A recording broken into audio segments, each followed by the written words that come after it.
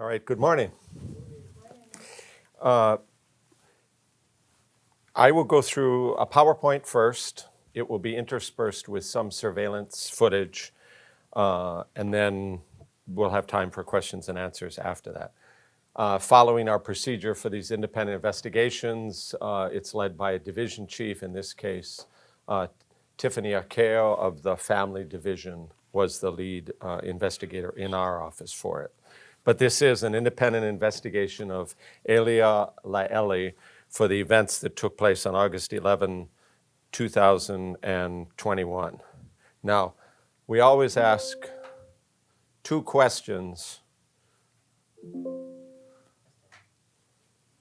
Two questions when it comes to what we do for investigations.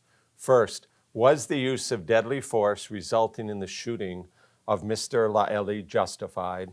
And second, will any charges be filed against the two Honolulu Police Department officers who shot Mr. Laeli? Our conclusion is the use of deadly force, which resulted in the death of Mr. Laeli, was justified, and as a result, no charges will be filed against the two Honolulu police officers who shot Mr. Laeli. Now, these events took place at 1325 North School Street in Kalihi, Palama, between the approximate time of 2:30 in the morning, 2:30 a.m. and 2:45 a.m.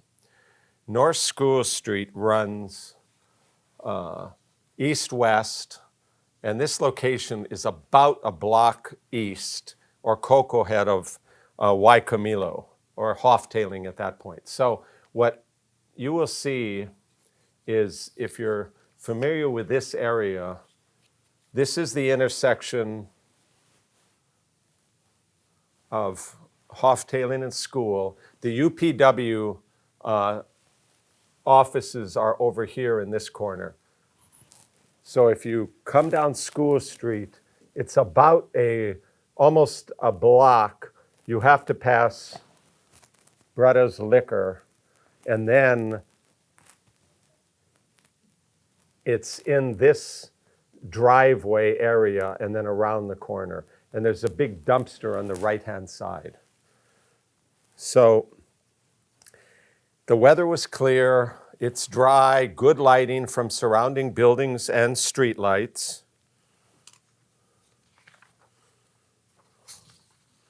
At about 2:30 in the morning, witness 1 and witness 2, boyfriend, girlfriend, were at the location reportedly getting a vacuum cleaner from a friend's residence.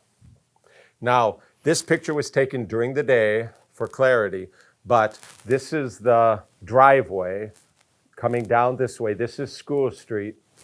That's the dumpster on the right. Down to the left is a game room, right past this pickup. And upon arriving at that area, at that location, an unknown Samoan-looking male, later identified as Mr. Laeli, jumped out from the back of the dumpster and quickly approached them. Without saying anything, he used an overhand motion with a machete to swing at witness number 1. When witness number 1 put up his left arm to block the machete, it severed his left pinky. Mr. Laeli then fled the scene. EMS was notified at 2:30 a.m. They requested a co-response with HPD because they didn't know if it was an intentional cutting off of the finger or an accident. So, as it happens, the Officer 1 was the first officer to arrive. He got on the scene at about 2:34. And he got there before the ambulance. Officer 1 had 6 years of service with HPD. He was dressed in his HPD Class A uniform, he had an HPD jacket, and he drove an HPD white car with a blue light illuminated.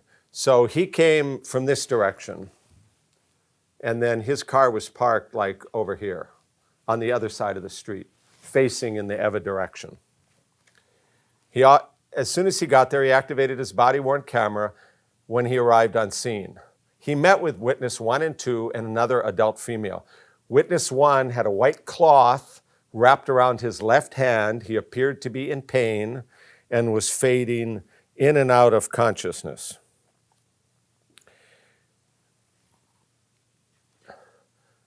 EMS arrived on the scene a few minutes later at 2:37 in the morning.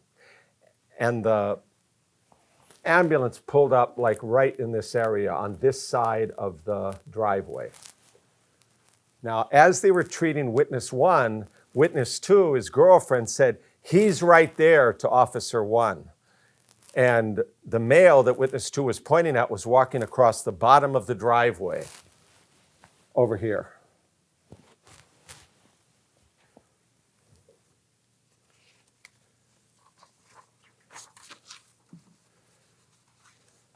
Now, Officer 1 described the male suspect, later identified as Mr. Laeli, walking aggressively toward the apartment building at the bottom of the driveway while holding a long, dark machete near his waist. Officer 1 told Mr. Laeli to come over here, and he walked down the driveway toward him. Officer 1 unholstered his duty-issued firearm and shined his flashlight at Mr. Laeli's hands. Officer 1 observed a red substance resembling blood on the blade of the machete that Mr. Laeli was holding. He again instructed Mr. Laeli to come over here at least 3 more times right then, and then a 4th time saying, "Drop the knife." Mr. Laeli ignored him and walked to the driver's side of a Volkswagen bus. And so this is a surveillance photo. The camera is facing downward toward the park. This is the driveway over here on the other side. And so right up on this side is the dumpster. He came across here, and then he came walking down in that direction. Officer 1 at this point was standing in front of the VW Bug. And after this, we're going to show you the surveillance footage as it moves through it. But this is just an identification. This is Officer 1 right here. This is Mr. Laeli here, rummaging around. He had followed him over here. Mr. Laeli went to the Bug. He's in the driver's side door. The officer is there telling him to drop the gun, drop the knife, and come over here with me. At this point, he was standing in front, and he continued to give commands to drop the knife. Mr. Laeli closed the driver's side door and charged Officer 1. Officer 1 repeated back toward the driveway and going back this way. As he was retreating, Officer 1 instructed Mr. Laeli multiple times to drop the knife. Mr. Laeli continued to advance on Officer 1 and raised the machete over his head. Officer 1 started firing at Mr. Laeli. And while he was retreating, he tripped over the parking stop as he was going backwards. And he continued to fire at Mr. Laeli, who now was coming over him with a machete raised above his head. He fired a total of, Officer 1 fired a total of 8 times at Mr. Laeli. And Mr. Laeli dropped to the ground. Officer 1 then got to his feet and kicked the machete away from Mr. Laeli. And Officer 1 signaled to the ambulance personnel who were treating Witness 1 for medical assistance for Mr. Laeli. Now, Officer 2 had arrived at the scene about 8:37, while Officer 1 was tending to Witness 1, right about the time the ambulance had arrived. Officer 2 had 20 years of service with HPD. He arrived in his subsidized vehicle with blue light illuminated. He was wearing his Class A uniform with no jacket. And this was taken a little bit later, but this gives you a picture of where the officers had parked their cars. So this is Officer 1 in a blue and white. The lights are on all the time and left on it. This is Officer 2's subsidized vehicle that was right behind him. You can see over here on the right is where that driveway was. Where this vehicle is where the ambulance was, and it had already left by the time this picture was taken. So Officer 2 went down, went to the ambulance, and as he arrived, he heard a female saying, "That's him, that's the guy," and pointed down the driveway. And that's the same thing that Officer 1 had heard. So Officer 2 arrived right at that point where she was saying, "That's the guy, that's him." And Officer 2 observed a tall local male wearing shorts, no shirt, later identified as Mr. Laeli, walking across the base of the driveway toward the vehicles in the parking lot.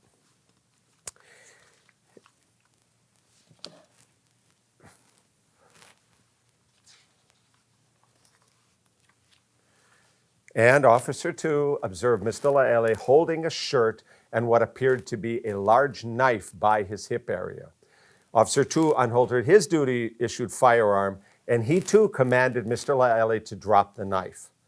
And at this point, Mr. Laeli was rummaging in the area of the driver's side door of the VW Bug, and Officer 1 was at the front of the Bug. Officer 2 observed that Mr. Laeli was agitated and aggressive and glaring at him and Officer 1. Officer 2 instructed Mr. Laeli to drop the knife twice at that point. Officer 2 saw Mr. Laeli quickly slam the driver's side door of the Bug and run toward Officer 1 in the front of the VW Bug. Officer 2 saw Mr. Laeli with a large knife over his head, swinging it in an aggressive and slashing manner. Officer 2 saw Officer 1 retreat backwards and start firing at Mr. Laeli. And Officer 2 saw Officer 1 falling backward to the ground over the parking stop with Mr. Laeli still attacking. So when he was falling down on the ground, it was behind, the Officer 2 was behind Officer 1 and to the left. So he had a clear shot as well. And this is the machete that he saw on the ground.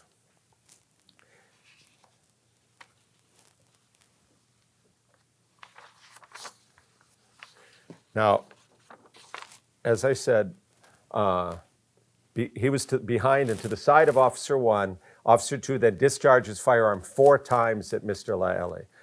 He saw him fall to the ground and saw Officer 1 kick the machete away. And you've seen the picture. It's 24 inches long with a 2-inch blade. And if you look closely, you can see what appears to be blood on the blade. Now we're going to show you the surveillance video of that this is a screenshot from. And before we do that, as you can see, this is the VW Bug. This is where Officer 1 was. This is where he's retreating. So Officer 2 was off here to the left and behind him. And that's why he was able to have a free shot, a clear shot at Mr. Laeli.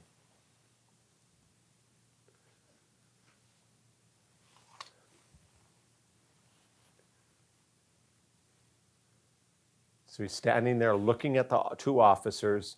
Mr. Laeli continues back, no shirt. He's swinging his arms. He's at the Bug. The officer's in front. Then he charges him.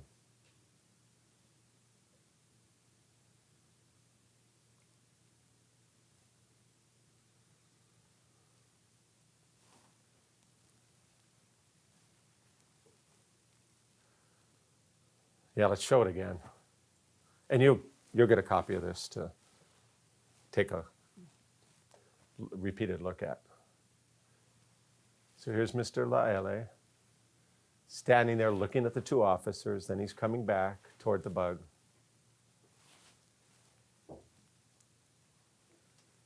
As he repeatedly drop the knife, come here. So they're really close at this point.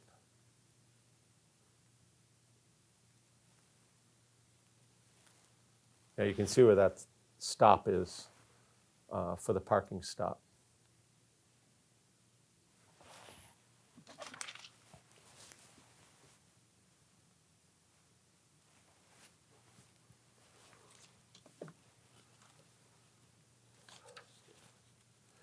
Okay.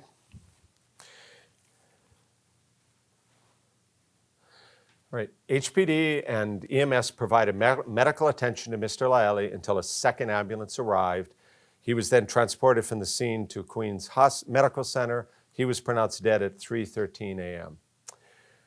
Witness 3 told police that Mr. Laeli, who he knew as E, was a regular at the game room. Witness 3 said he had seen Mr. Laeli earlier in the day and that it appeared that Mr. Laeli had been up for a few days and was not in his right frame of mind. On August 11, 2021, medical examiner Dr. John Gates performed an autopsy on Mr. Laeli. The cause of death was multiple gunshot wounds. Dr. Gates documented 9 gunshot wounds to Mr. Laeli's body, with 5 projectiles being recovered from his body. The other shots were grazing or through and through. Mr. Laeli was described as a 41-year-old Samoan male with a muscular build. He was reportedly homeless. He weighed approximately 212 pounds, measured approximately 6 feet 4 inches tall. Toxicology analysis of a blood sample taken from Mr. Laeli revealed the presence of amphetamine, methamphetamine, and THC. Mr. Laeli had 7 prior arrests, including 1 felony, 1 prior conviction for harassment. Mr. Laeli had been charged with promoting a dangerous drug in the 3rd degree via felony information, and a warrant for his arrest had been outstanding since July 16, 2020. So the officers made a number of attempts to use non-deadly force, verbal commands, repeatedly instructing. Officer 1 instructed Mr. Laeli to drop the machete at least 10 times. Officer 2 told Mr. Laeli to drop the knife at least twice. Now, here's the analysis that we go through in deciding whether the shooting is justified.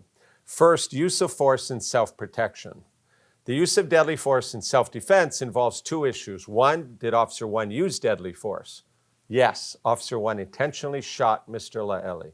Those shots were not accidents. Second, was the use of deadly force justified? Answer, yes. Officer 1 was responding to an assault with a machete causing a pinky to be severed. He repeatedly instructed Mr. Laeli to drop the knife. Mr. Laeli charged Officer 1 with the machete raised over his head in an aggressive manner. Officer 1 repeated while instructing him to drop the knife. Mr. Laeli ignored those instructions and kept charging at Officer 1. Officer 1's life was in danger. He shot Mr. Laeli to protect himself. As a result, the use of deadly force was justified.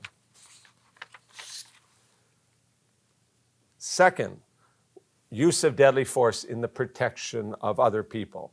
The use of deadly force in the defense of others involves 2 issues. Did Officer 2 use deadly force? Yes. Officer 2 intentionally shot Mr. Laeli. Those shots were not accidents. And was Officer 2's use of deadly force justified? Yes. Officer 2 was responding to an assault with a machete causing a pinky to be severed. He repeatedly instructed Mr. Laeli to drop the knife. Mr. Laeli was charged Officer 1 with a machete raised over his head in an aggressive manner. Officer 1 retreated while instructing Mr. Laeli to drop the knife. Mr. Laeli ignored those instructions and kept charging at Officer 1.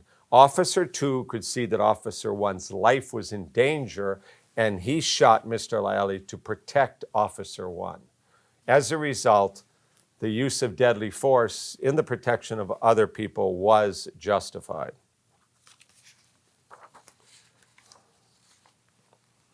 And then we have use of force in law enforcement. The use of force upon or towards another person is justifiable when the actor is making or assisting in making an arrest and the actor believes that such force is immediately necessary to effect a lawful arrest. Here, there was probable cause that Mr. Laeli committed either attempted murder in the 2nd degree or assault in the 1st degree against witness 1 when he cut off his pinky with the machete. HRS 703-3073 sets forth limited circumstances in which deadly force may be used to effect an arrest. Potential defenses justification. First, the officers were authorized to arrest Mr. Laeli without a warrant for attempted murder in the second degree or assault in the first degree for that assault on witness 1. Second, officers 1 and 2 were on duty as sworn HPD officers. As such, they're law enforcement officers who are authorized to make arrests for violations of the Hawaii Penal Code. Third, Officer 1 and Officer 2's use of deadly force created no substantial risk of injury to innocent persons. When you look at the surveillance video, you can see there were a couple of other people who had come down in another car, but they got off to the side before these shots were fired. So we found there was no substantial injury to innocent persons. Fourth, under the facts of this case, there was a substantial risk that Mr. Laeli would have caused substantial bodily injury to another if his apprehension was delayed. As a result, the use of deadly force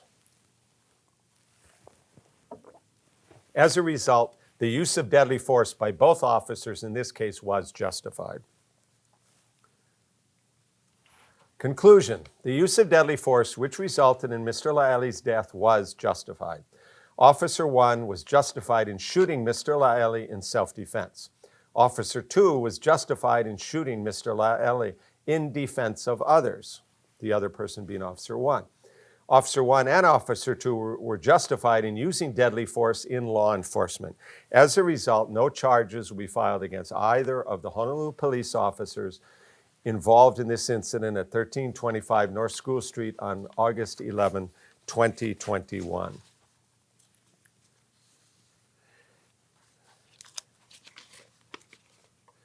Now, I would like to commend the 2 Honolulu police officers involved in this incident. They both acted professionally at all times, did their job, and protected the public. They did their job without getting angry or frustrated that Mr. Laeli was not following their commands. The officers followed their training. They followed HPD's use of force policy. They repeatedly tried to get Mr. Laeli to put the knife down and to come and talk to them. He gave them no choice but to shoot. He charged at Officer 1, and he was shot as a result. They were forced to shoot to protect themselves and the community. And this is hard on officers when they are forced to shoot somebody because they still ended up killing somebody. But they were doing their duty. They were doing what was right to protect themselves and the community. These officers did it right in this case. The use of deadly force was justified, and as such, no charges will be filed against them. I would be happy to take questions if you have any. There's no Body cam? body cam? Yeah. Can we, obviously not to the shooting, but the events leading up to it. The first officer had the body cam footage on from the moment he got there, but because of his jacket, it was blocked virtually all the time. So you can get a copy of it and you can look at it, but we didn't think it helped in this. We looked at it to see if there was anything that would change anything, but because of the jacket, it appeared to block most of what was going on. What about Officer 2? That was turned on right after the shooting. Prosecutor, how would Yeah. you classify the cooperation with HPD, not just with this investigation, but since you decided to perform independent investigations of officer involvement? Do you get the evidence and the support that you need in a timely fashion? Yeah, in general. Sometimes we have to remind, to follow up on it. Each case is different. I think HPD realizes that it's in the best interest for everybody and the interest of objectivity to have somebody else do these independent investigations, and that's us. Why did it take this long for you to come up with these, finish this investigation? Well, what we're trying to do is go through the ones first that happened since we were here.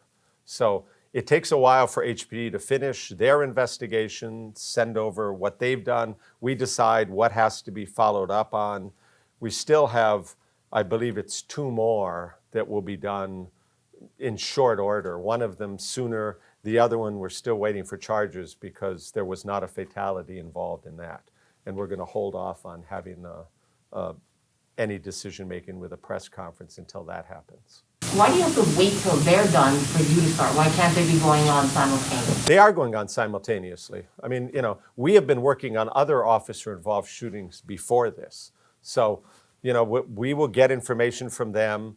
And some of the time, we're going to do the investigation. We'll be done with it before we get the closing report. As you know, the closing report is often a compilation of other reports. So in some cases, we'll have it. In some cases, we won't. It'll be an independent decision on each case.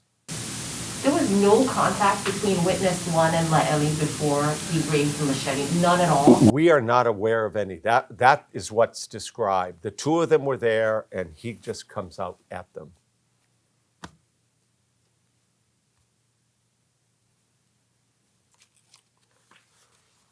Okay, are any other questions about this? Can you comment on the recent amount of gun violence we've had in Honolulu lately? Well, I, like you, am really concerned about the recent cases in many ways. One, Hawaii always has had a very low violent crime rate and a low gun crime rate. We have very strict gun laws. Use of firearms in the commission of crimes went down a little bit between 2019 and 2020 for murder. It went down more substantially for robberies. It ticked up a little bit for aggravated assaults. But we don't have any data yet from 2021. No question, the last couple of weeks we've seen several cases. And so the question is this just a little spike, disturbing but limited, or is it actually up? We don't know whether COVID, restrictions being lifted, more people are out there doing things. It really concerned us in two of the recent incidents that you've got 19-year-olds with guns involving people they know, allegedly, and using the guns. So we're working with HP to try to identify where did they get the guns in each one of those cases. And we'll try to do that because we got to try to figure this out. Most people that go to the police department, register their guns, are not going to be out there committing crime. But guns are stolen from houses in burglaries. That's a popular item to try to steal. Somebody may take it unaware. So we're trying to encourage any homeowner who has a firearm to keep it locked up so people in the house can't get a hold of it that they shouldn't, and it can't be taken in a burglary.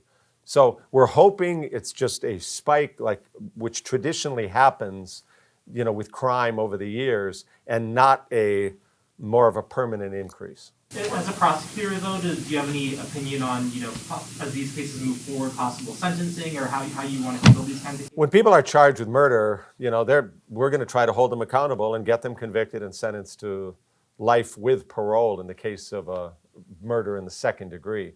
And if there are other cases, and I really am urging the judges, when there is a crime committed with firearms, that they send people to prison. That should not be an issue with murder if we can prove murder. But we will try to hold people accountable for use of firearms, whether they're 19, whether they're 29, whether they're older. What about the rise in ghost guns? Are you seeing a lot more of those cases? We are not, we don't see any more than in the past. It comes up occasionally. I'm glad the legislature acted when they did about that, because that is a concern, if people can assemble these things themselves and there's no way to trace them. So that is a concern. We're not seeing any noticeable rise in their use. And Hawaii, over the years, we have a high property crime rate, partly because we're such a popular tourist destination, but we have traditionally been in the bottom 10 nationally for gun crimes. And we all want to work together in law enforcement to keep those numbers as low as we can. Okay, well, thank you all very much. Thank you.